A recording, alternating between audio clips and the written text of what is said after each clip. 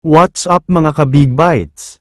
Spurs nagulangan sa trade, Wemby nakuha na ng Lakers. Pero bago ka sana magpatuloy sa panunood ay huwag mong kalimutang mag-subscribe sa aking YouTube channel.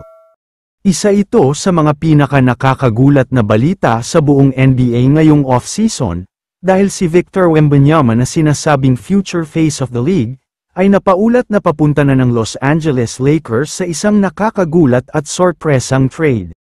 Ayon sa mga source, nagkaroon daw ng biglaang desisyon ang Spurs matapos lumabas ang mga ulat tungkol sa malalang injury ni Wemby.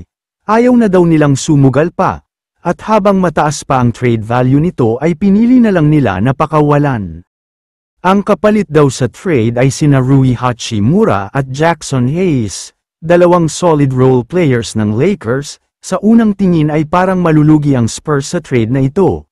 Pero kung totoo nga ang mga ulat tungkol sa injury ni Wemby ay okay na ang trade. Baka ito ay isang sugal na siguradong makikinabang sila para sa kanilang future. May kasama din kasing draft picks na ibibigay ang Lakers, at ang plano daw ngayon ng Spurs ay makuha ang serbisyo ng Phoenix Suns superstar na si Kevin Durant. Sa parte naman ng Lakers, jackpot na talaga kung sakaling matutuloy na ang trade na ito. Dahil halimaw talaga ang magiging lineup nila. May LeBron na malakas mga labaw, may Luka na sobrang shooter at Wembanyama na shot blocker.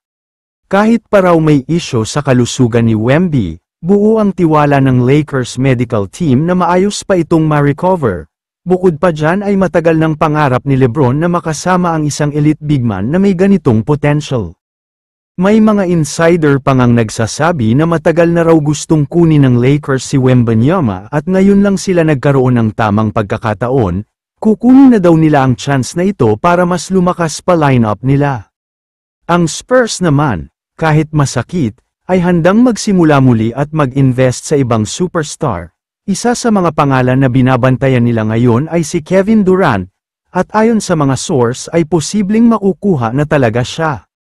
Bagamat wala pang opisyal na pirmahan, ang pagkilos ng parehong team ay malinaw na indikasyon na ang deal ay halos final na.